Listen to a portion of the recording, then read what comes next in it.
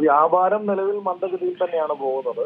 സ്വർണം വിൽക്കാനായിട്ട് ആളുകൾ വ്യാപാര സ്ഥാപനങ്ങളിലേക്ക് എത്തുന്നുണ്ട് എന്നത് മാത്രമേ ഉള്ളൂ ആകെ നടക്കുന്നത്. പക്ഷെ അതും സാധാരണപ്പെട്ട വ്യാപാര സ്ഥാപനങ്ങൾ ഒരുപാട് ആളുകൾ ഈ സ്വർണം പഴയത് വിൽക്കാൻ കൊണ്ടുവരുമ്പോൾ എടുക്കാത്തൊരു സാഹചര്യവും നിലവിലുണ്ട്. നമ്മളടക്കമുള്ള ചെറുകിട വ്യാപാരികൾ സ്വർണം പഴയത് വിൽക്കാൻ വന്നാലും ഏത് ജ്വല്ലറിയുടെ ആണെങ്കിലും വാങ്ങാനായിട്ട് നമ്മൾ റെഡിയാണ്. ഏറ്റവും പരമാവധി വില നൽകുകയും ചെയ്യുന്നുണ്ട്. പക്ഷെ നിലവിൽ ഈ വ്യാപാരം സ്വർണ്ണവില ഇങ്ങനെ ഓരോ ദിവസവും കൂടിയും കുറഞ്ഞും നിൽക്കുന്ന ഒരു പശ്ചാത്തലത്തിൽ സ്വർണം വാങ്ങാൻ വരുന്ന ആളുകൾ വളരെ കുറവാണ്. അതൊരു വലിയ മാന്ദ്യത്തിൽ തന്നെയാണ് വ്യാപാരം പോകുന്നത്.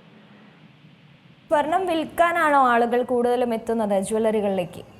അതെ, ഇപ്പോ ഇങ്ങനെ വില ഇങ്ങനെ കൂടി നിൽക്കുന്നു, ഇനിയും എന്തെങ്കിലും ഡ്രോപ്പ് ഉണ്ടാകുമോ എന്നുള്ളൊരു ആളുകൾക്കിടയ്ക്ക് ഒരു ആശയക്കുഴപ്പമുണ്ട്, ആശങ്കയുണ്ട്. അതുകൂടാതെ നിലവിൽ ശരിക്കും ആളുകൾക്ക്, സാധാരണക്കാരായ ആളുകൾ വലിയ സാമ്പത്തിക പ്രതിസന്ധിയിലൂടെയാണ് കടന്നു പോകുന്നത്. കാരണം ഒന്നാമത് അവശ്യ സാധനങ്ങളുടെ വില വലിയ തോതിൽ വർദ്ധിച്ചിരിക്കുകയാണ്. അതുകൂടാതെ ആളുകൾ പ്രത്യേകമായി ഫിക്സഡായി വരുമാന മാർഗം ഇല്ലാത്ത ആളുകളൊക്കെ തന്നെ ദൈനംദിന ചെലവുകൾ നടത്തുന്നതിനോ അല്ലെങ്കിൽ അവരുടെ എന്തെങ്കിലും കാര്യങ്ങൾ നേടിയെടുക്കുക, ഒരു വീട് പണിയണം, അല്ലെങ്കിൽ ഒരു ചെറിയ വീടിന് ആവശ്യമായ സ്ഥലം വാങ്ങണം, ഒക്കെ എന്ത് കാര്യങ്ങൾക്കാണെങ്കിലും സാമ്പത്തികമായി ബുദ്ധിമുട്ട് അനുഭവിക്കുന്ന ഒരു കാലഘട്ടത്തിലൂടെയാണ് പോകുന്നത്.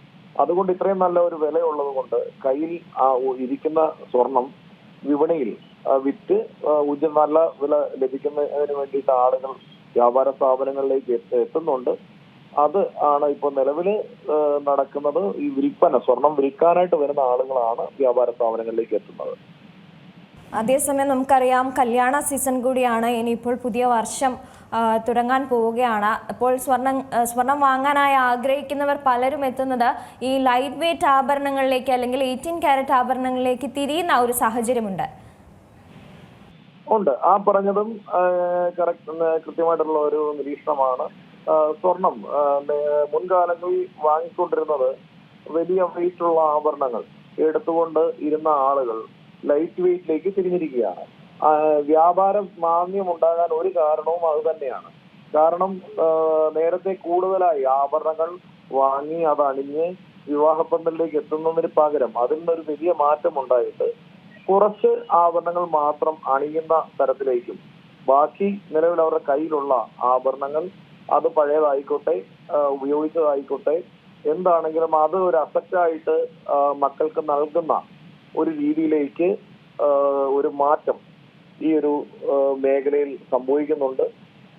ഇപ്പോഴത്തെ പുതിയ തലമുറയിൽപ്പെട്ട പെൺകുട്ടികൾ അധികം എന്ന് പറഞ്ഞാൽ പേരിന് മാത്രം സ്വർണം ഉപയോഗിക്കുന്ന തരത്തിലേക്ക് ഒരു മാറ്റം പ്രകടമാണ്.